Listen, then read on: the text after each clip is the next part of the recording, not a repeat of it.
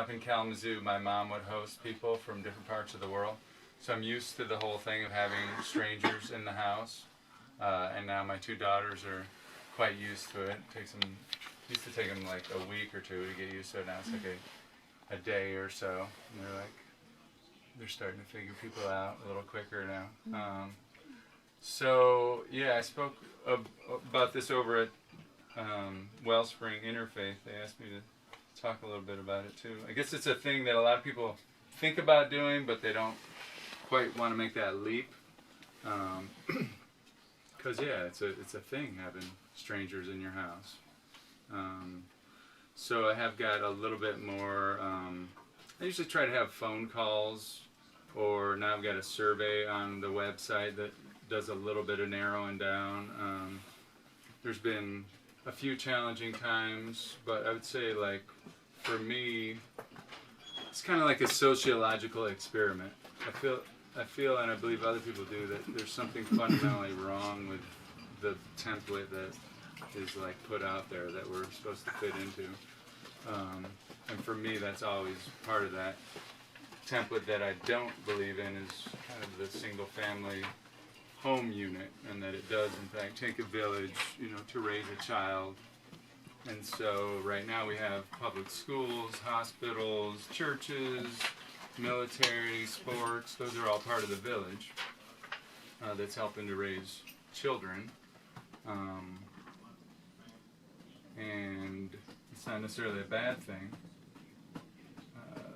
Some of those institutions, in my opinion, could probably use a little bit of love or better design, or however it wants to be stated without getting too cynical about it all. But I don't think I'm alone in that, and so this is like some kind of, it's part of a larger undertaking related to eco-villages, intentional communities. Community homesteading is a specifically rural solution, in this case, specific to this bioregion or this area. So trying to find something that's like a fit that could potentially expand or go viral or become something that other people want to do. So there's a lot of cases of aging farmers or aging homesteaders who can't do all the work, so that's one thing. There's a lot of young people who are in debt halfway through college, not sure if they want to take that bill on. So like, for me, that's two dots that potentially could be connected.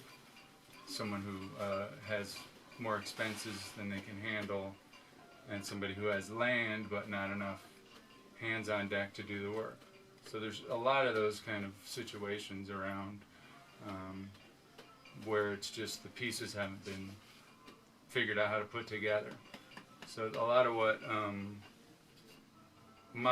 it's a community thing, but I'm the landowner, so that's another kind of strange thing. But I feel like that's a thing that could be relevant to this area. So that like to get a community land trust, to form a board and a nonprofit and all that, it's kind of a big undertaking. And in some ways it would make a lot more sense to do that.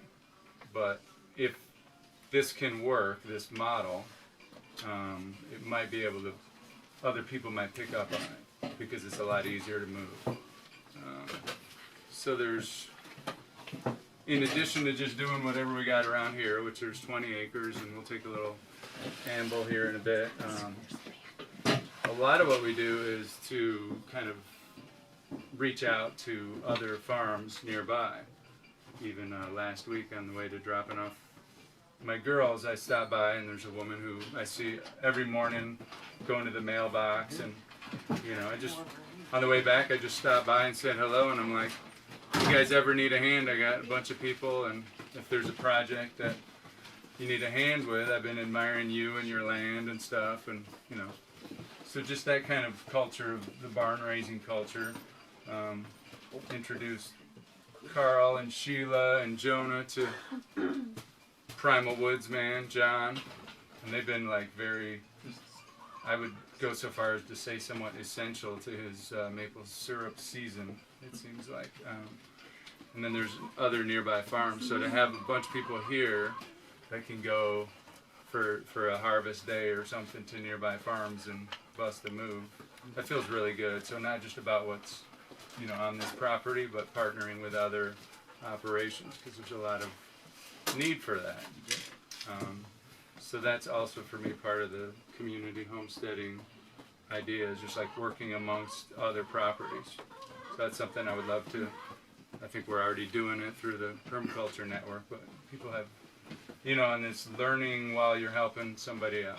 So I think that's something that we could synergize on for sure. Why don't I open it up? Does anyone have any questions? I didn't have too much to get into there. I'm trying to think of what else I had thought about. The challenges, you know, everything we do here is largely work trade. So, yeah, just the overall thing where it is still, I'm the guy who owns the land, and then trying to move away from this centralized leadership model where it's like I have to put my foot down or this kind of thing, like, so the kind of like moving away from that while still maintaining some type of like strong leadership is, like, for me it's really challenging. So that's probably the biggest for me place where it's hard for me to be consistent in my approach, because it's more like a back and forth process rather than, so I'm trying to figure out how to be more consistent in that, because it is sort of a dialectic or opposing kind of thing where like one person is the landowner, been here the longest, but it's a community homestead. So a lot of the models, most of the models are in some sort of collective, and I think there's a lot of virtue to that, and I'm interested in working with other places to start additional ones, additional community homesteads. There seems to be honestly more interest than we can take on just here. So I actually have a friend south of here a bit who has said that he's interested in doing it within the next couple of years to convert his place into a community homestead. So there's various projects going on that outside of here, shifting properties into a community homestead type of model, and those might involve a more collective ownership, shared deed, and there's a possibility that this place would move into that as well. And there's, over there in that room also, there's I got this one-page write-up that's kind of like the manifesto for community homesteading, the why behind it. So it's over there in that room too, if anyone wants that. Because I think there's the rural-urban exchange is another one, working with disadvantaged adults or PTSD kind of settings. You know, some of them require more staffing, like professional staffing probably. I think there's a lot of different ways where converting an old farmhouse to a community setting, you know, there's spiritual retreats, there's lots of different models that everybody knows about. So, and then there's really a lot of them going on in the north of here in Fenville with the more kind of artsy scene. That's really cool way to go about it too. And there's a community of places, the Blue Coast, right? Mm-hmm. Yeah. It might be kind of cool to hear from a couple of the folks who are staying with you about their experience as woofers. And do most of the people who've been involved in your community come as woofers, or? Probably about half, I'd say right now. Terrence is the only woofer out of the bunch. I think everyone else came through the IC network, or word of mouth. Word of mouth, I think. And also one thing, I don't know if this is a appropriate time, is also like I really appreciate working with Julian because he has this vision of this and has this dialogue. Because as like I don't want to say Sheila and Whitey would feel comfortable talking about, but they've been in a similar journey to me as like have pretty much been living at different people's houses and growing gardens for them for 8 years, all of different parts of the country in different magnitudes, and what our experiences have been like as being the receiver of somebody's house, and what has worked is also useful. And for me, I at least feel comfortable speaking about that if people want to ask questions, because I feel like a lot of the time, like to veer away from that hierarchy is good to hear both angles, because there's definitely places that have like I've been here for a month, and there's definitely places that I've left after a week, and there's certain reasons. And I think it's good to know that like there's certain things that are acceptable as a host and not acceptable as a host, and understanding that it needs to be a collective, in my opinion. Like to really like yes, you own the land, but everything we've talked about is a collective mindset, which is really helpful for me at least to make me want to thrive here. Yeah. Thanks. I have a nuts and bolts type question. Generally, are you, with these collaborators, are you providing like room and board for them, or what's the kind of exchange, or is it variable Yeah. by situation? One thing, I think it probably would be a lot easier to just have a clear template, and that's the deal. When you come, you know exactly what you're working with. And a lot of hosts roll that way. With me, it's largely case-by-case situation. So if you come through the Wolf Network, definitely the arrangement is you get room and board for a certain amount of work a day. I think it's 6 hours was what I last remember. What was your understanding? Yeah, it's like 3 to 5 to 6. Okay. So anyway, that has a baseline, but it's more or less a negotiation that you go from there. So that has some kind of, I'd say, coming through the Wolf Network, you kind of know a little bit more specifically what you're working with. If you come through the IC Network, it's usually people that are more interested in from my experiences thus far, it's more like a true collaborative type of approach where everyone wants to be more equal members of something, more in that direction rather than just like a work trade and tell me what to do and show me my room kind of situation. More of like an interest in becoming part of a community, potentially long term. Then there's a bunch of other ones that are popping up all over the place. Work away. There's so many websites. Yeah. So I'm always learning about new ones, but so that's a challenging area, and I do think on some levels it would be easier to just make it clear up front, but I think it would also filter out a lot of possibilities. And even though it is kind of, for me, I'm a Virgo, and I got other things about me where I'm like very like overthink things a lot. Even though you wouldn't know by looking at this place because it's kind of chaotic, but I'm kind of a meticulous guy. I just kind of let go sometimes a lot. I learned how to do that, but in my mind I'm always trying to organize things. So it is challenging to not have like a template to work from. Okay, well here's the deal, and you're supposed to do this and check that off, and sometimes it gets that way, but I'm saying like in general to have really clear agreements up front for the most part is not how I do things here, how I've chosen to do things, because it doesn't allow for the fluidity of a relationship to emerge, I think, which for me, even though it may be less efficient, is more quality, because then it's like more of an experience and interface and exchange of ideas, and you kind of got to learn with each other and build the relationship. Whereas if it was just this clear-cut arrangement, it might feel more mechanical. But yeah, there's times where it's definitely a little challenging, like to step back and just let things emerge, which inevitably not everything's going to be exactly the way I wanted it. You know, surprise, surprise, people can't read my mind. Or like they have their own mind, you know, they have their own free will, as we've all been given. So it's a process, you know, and it's not always easy, but I feel like it's the highest quality and the highest potential for human evolution, ultimately, to keep it there. I think it's a really great and unique model for others in the area, and you're in a pretty rural area here. Have you had any challenges with neighbors or any legal snags about kind of co-housing situations, or has it been pretty decent? Not related to the housing, no. Good. Yeah. But I think there's things coming up that, I mean, it's worth continuing to do due diligence and track things. So, yeah, it's worth probably entering into more thorough look into that. You know, honestly, I haven't. It's not something I spend a lot of time with. Mm-hmm. I have gone over there to the county, and everybody knows what I'm doing. I'm not hiding anything, so it's. I think the capacity.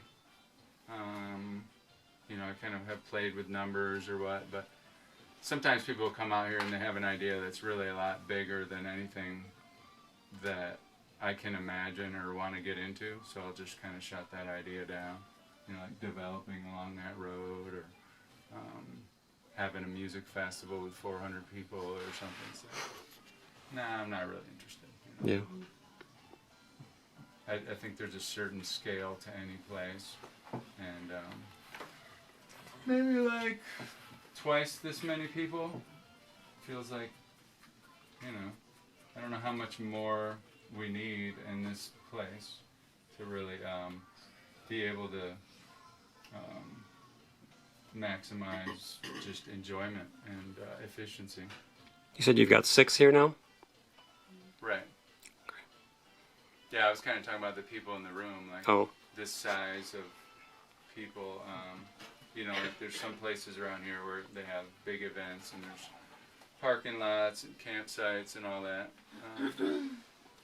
The vision with this place is decidedly low impact, so a lot of people can kind of make do in the warmer months in the woods and earthen buildings, and then have this be the sort of hub, the main house to come check in and share meals and stuff. But in the winter, we kind of got to pile up in the 2 buildings, and it seems like 10 to 20 people is a good number overall, it seems like, but it's all a matter of scale. I think it's... And each property, as is it you were saying? Just like, someone was talking about how just each property has its own, it sort of speaks to you about how it should emerge, you know? Rather than like here, I want this here, or, you know, I want a building there. Like, it almost seems to me like the property itself, if I'm listening and paying attention, it'll say, okay, well, there's a garden that goes over here, and it's not really my mind saying I want a garden there. Sometimes it is. It's just where it feels right. But if the information comes in and it's not like really hyper logical kind of mind, and it's just like the idea comes in, it's like, oh, okay. So I try to be guided by something other than my own, you know, ego or needs as much as possible. And you've had people from all over the country, but all over the world, haven't you? Yeah, Australia, Siberia, France, UK. And to me, that's one of the most fascinating aspects, because I've chosen to move back to a very small town, right, you know, near where I grew up, Right. after living in cities for many years. And so it's like you're trading something off culturally, you know, to have a piece of land that you can work. You know, it's cheaper here, but Right. there you're not getting all the cultural stuff that you'd get in a city. But if you have these interesting people coming to visit you, that's so awesome. You get like the best of both worlds to me. Right. Yeah, that's a big part of it for me. Like the idea of homesteading in a traditional sense is both like way too much work. Like I like to read and play music and other things, but it's way too much work for me, and it's also kind of lonely. Yeah. So that's the main draw for me with the community homestead, is I create culture, food, energy together. You know, instead of being like so secluded.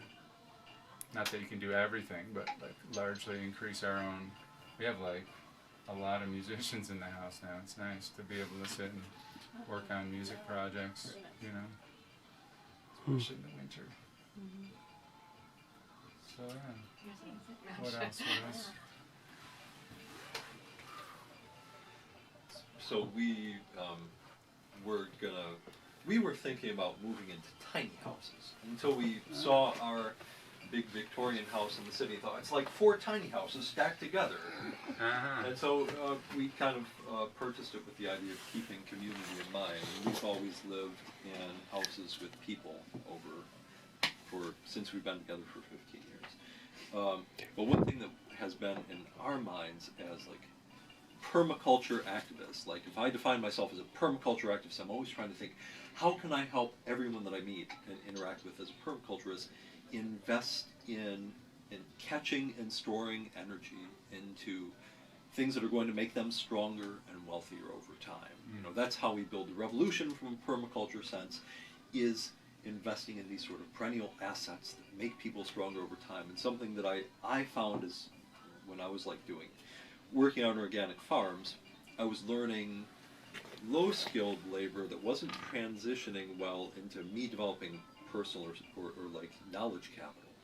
I was really happy to hear like everybody here in your community, they all seem to be investing in capital of like knowledge capital around plants and things like that. But I would always be trying to think, I'm challenging myself to think, how can I use people coming and staying and living with me in our community as a way that they're building in permaculture? Are you familiar with the idea of multiple forms of capital?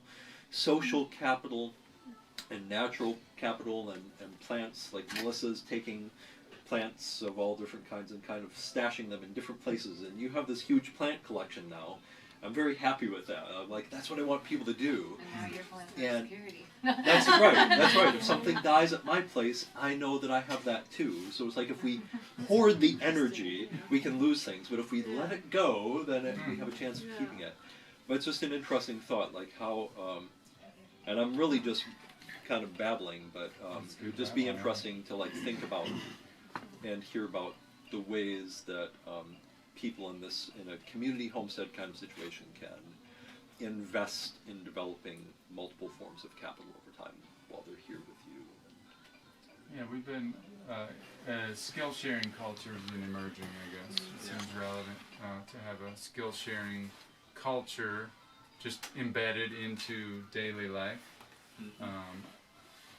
I feel like I personally have been tied up a lot in just raising my daughters. I just hosted this family from Uganda, or this big group from Uganda for a week. So I haven't been able, there's a lot of stuff I would like to learn from these guys. But just knowing that it's there and totally available, that's huge. That's It's a great really thing about big. community is you get to share your skill set, your knowledge set, and Yeah. you know your ability. It's part of building community. You just share this stuff. Mm-hmm. You know, it's So within the what I wanna do. community, but also like through open events as well, inviting, there's a lot of possibilities there in terms of even inviting kids from Kalamazoo or whatever. There's endless possibilities on how to share those skills, maybe even go into Kalamazoo. Some organizations are asking for me or other people to go out, into their communities.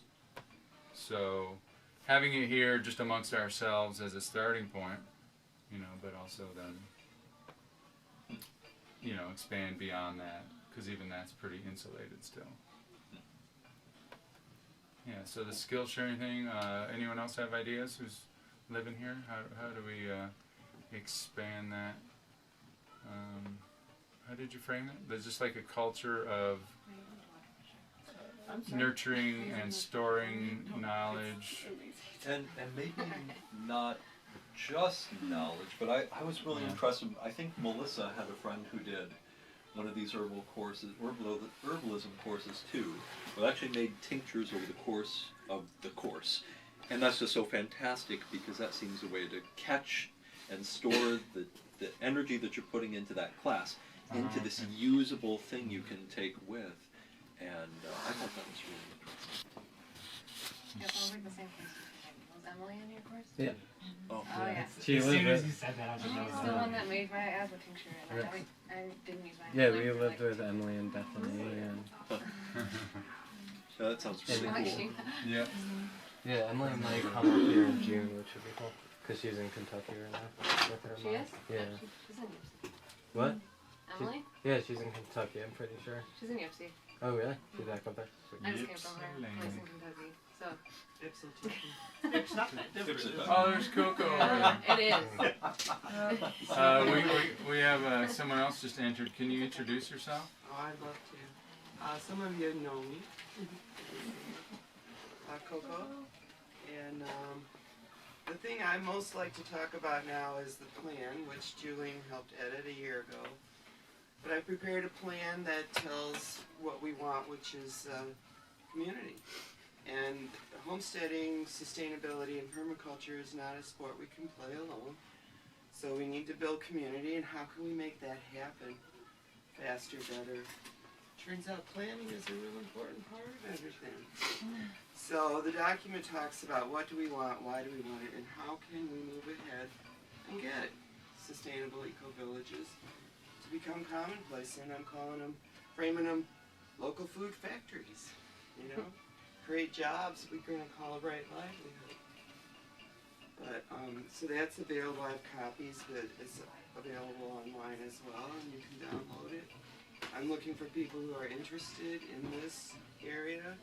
I just love Julian's having this meeting.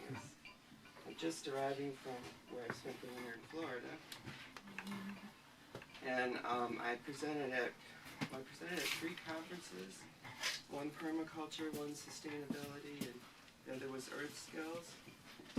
So what you were talking about with tinctures, it's a lot of fun. You go, they teach you how to do mushroom logs, and you go home with a mushroom log.